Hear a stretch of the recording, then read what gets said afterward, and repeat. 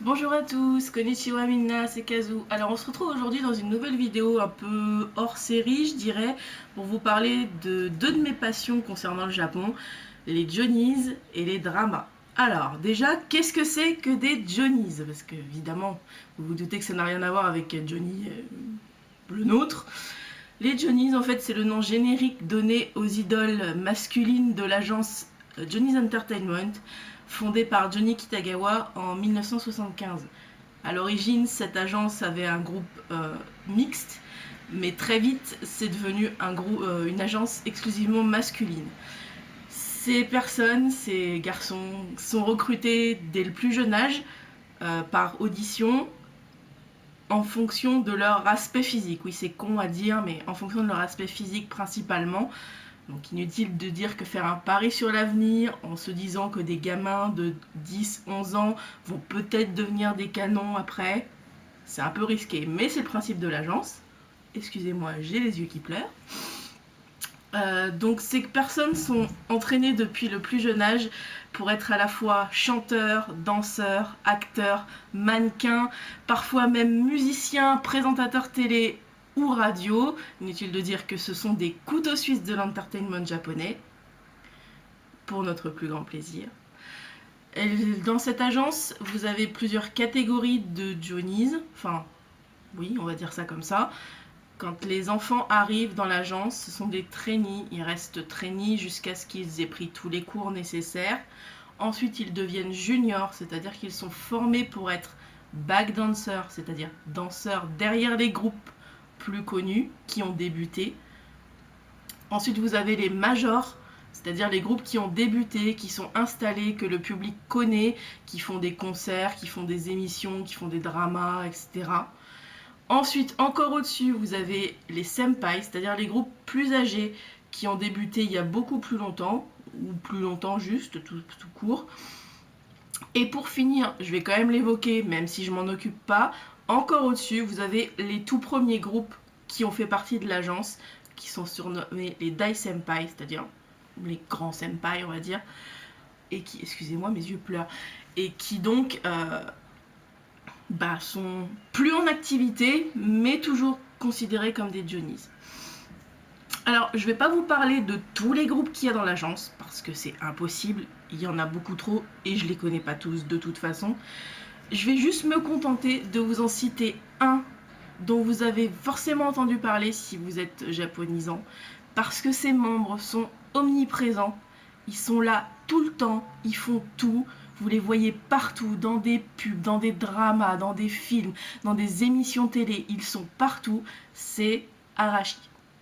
Alors je vais pas développer, ni à propos d'Arashi, ni à propos des autres, parce que ça sert à rien en fait, j'ai pas les connaissances nécessaires. Mais par contre, je vous renvoie vers les excellentes vidéos de Anna de la chaîne Yatus Prod, qui fait des vidéos excellentes, très drôles, très bien documentées et très second degré, attention, il faut en avoir quand même, qui vous explique tout très bien et beaucoup mieux que je le ferai moi-même. Je vous mettrai le lien de la chaîne en barre d'infos et peut-être même de toutes les vidéos dont je vous ai parlé. Vraiment, allez voir sa chaîne, ça vaut le détour. Et moi, je me suis jamais ennuyée en regardant aucune de ses vidéos. Voilà, donc ça c'était au niveau de la globalité des Johnnies. Après, je vais vous parler des dramas. Alors, excusez-moi, là, je vais vous prendre mon petit carnet de notes parce que... parce que j'ai fait un top 5 en fait. Oups, excusez-moi. Pardon. J'ai fait un top 5 en fait de mes dramas préférés. Ça a été compliqué de choisir. À la base, j'avais 20 dramas non-stop. Mais je me suis dit que détailler 20 dramas, ça allait être très long. Donc, je me suis contentée d'en détailler 5, enfin d'en expliquer 5.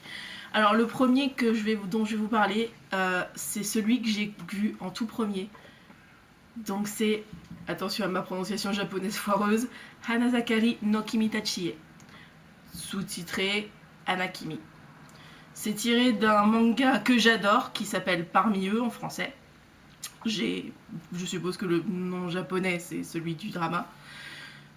Qui en gros parle d'une fille qui, par admiration pour un athlète de son hauteur qui est lycéen, va se travestir en garçon et intégrer le lycée exclusivement masculin où lui-même se trouve.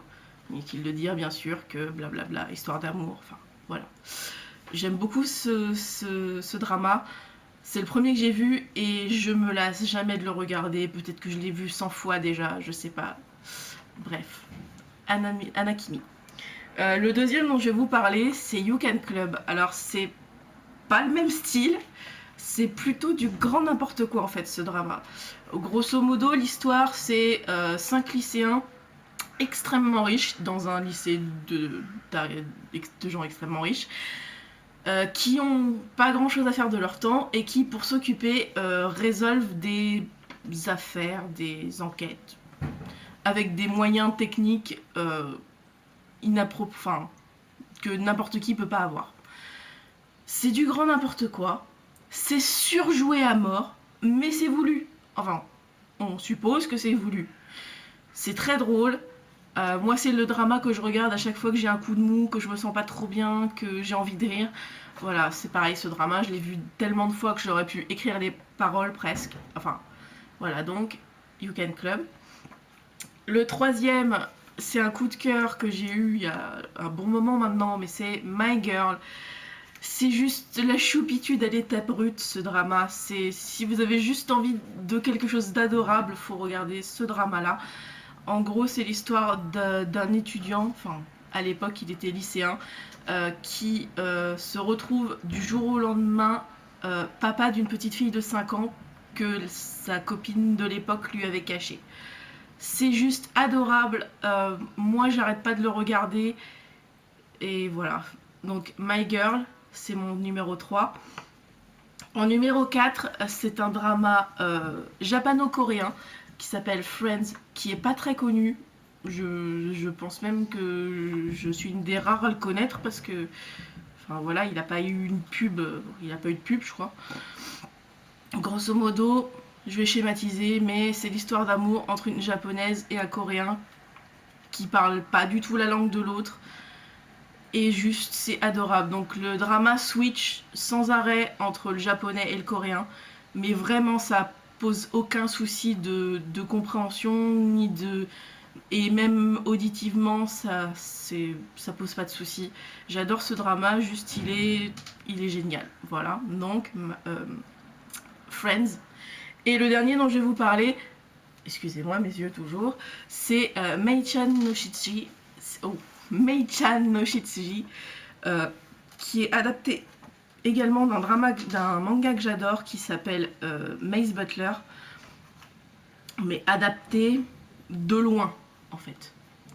Parce qu'en fait le truc c'est que le drama, en fait l'histoire c'est une jeune fille d'origine modeste qui se retrouve brusquement propulsée héritière d'un très grand groupe financier japonais et qui doit intégrer une école de l'élite où le principe c'est qu'il faut que chaque fille, oui parce que c'est une école exclusivement féminine, que chaque fille soit accompagnée d'un très beau majordome.